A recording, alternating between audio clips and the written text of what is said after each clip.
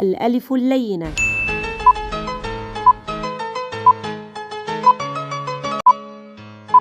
لماذا هذه العدادة؟ لأننا سنقسم الكلمات التي تحوي ألفا لينة إلى قسمين بحسب عدد حروفها.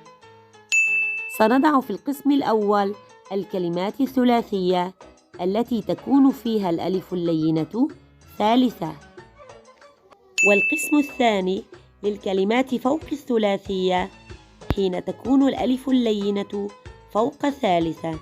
إذا كانت ثالثة وكتبت ممدودة فإن أصلها واو، وإذا كانت ثالثة وكتبت مقصورة فإن أصلها ياء. فما تعليل الألف اللينة في كلمة ربا؟ كتبت الألف اللينة ممدودة لأنها ثالثة أصلها واو. والألف اللينة في كلمة مشى؟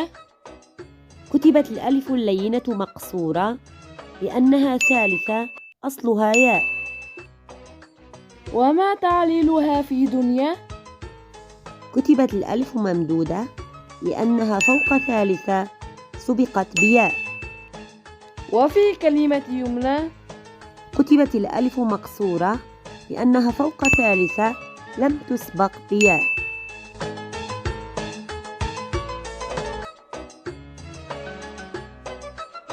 كيف نعرف أصل الألف اللينة؟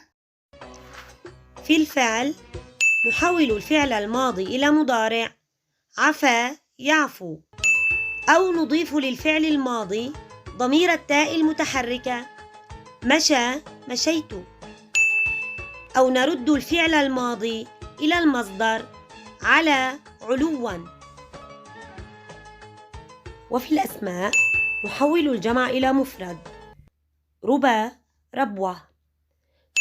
نحول المفرد إلى جمع مؤنث سالم، حصى حصيات. نحول المفرد إلى مثنى، عصا عصوان.